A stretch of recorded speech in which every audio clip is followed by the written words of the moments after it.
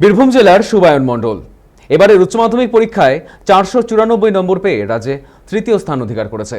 এই সাফল্যে বৃহস্পতিবার স্বাভাবিকভাবে খুশির জোয়ার নেমে এসেছে পরিবার জুড়ে।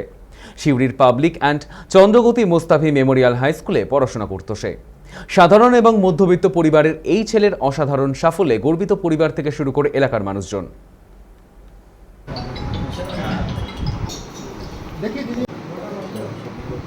খুব ভালো লাগছে, মা বাবা খুব খুশি, সেই দেখে আরো খুশি লাগছে। প্রথম কথায় কৃতিত্ব, প্রথম সবথেকে বেশি অবদান পুরোটাই আমার মা বাবার জন্য। আর তারপরে স্কুলের স্যার, তারপর টিউশন স্যার যারা আছে, আরো অনেকে আছে। এরকম কোনো নিয়ম ছিল না, তবে যতক্ষণ ফোকাস মেনটেন থাকতো, সে 4-5 ঘন্টা হোক, 6-7 ঘন্টা হোক, তখন পড়তাম। প্রত্যেক সাবজেক্টে একজন করে ছিল, 6টা। পড়াশোনার পাশাপাশি ক্রিকেট খেলা দেখতে, খেলতে, তারপর গান শুনতে, তারপর গিটার বাজাতে ভালো লাগে।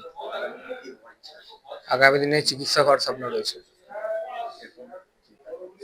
কারণ ছোটবেলা থেকেই একটা ইন্সপিরেশন ছিল, আশেপাশের ডাক্তার যারা আছে তাদেরকে দেখেছে ওইভাবে, যারা সমাজে যেভাবে হেল্প করার সুযোগ যেভাবে পেয়েছে, আমিও একদিন বড় হয়ে এভাবে করবো, এইভাবে ইচ্ছা ছিল।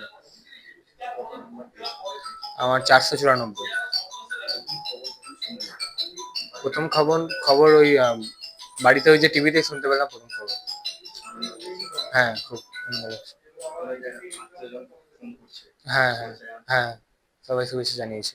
আমরা তো টিভিটা লাগিয়েছিলাম 10:30টায়, তারপরে দেখলাম যখন র্যাঙ্কিংটা বলতে লাগলো র্যাঙ্কটা, তখন দেখলাম যে ও তৃতীয় হয়েছে। ভালো লাগছে, খুবই ভালো লাগছে। র্যাঙ্কের দিক থেকে কতটা আশা করেছিলেন? আমরা আশা করেছিলাম 10-এর মধ্যে থাকবে। পড়াশুনো 5-6 ঘন্টা সেলফ স্টাডি করতো, আর এমনি টিউশন যেগুলো সেগুলো আলাদা টাইম।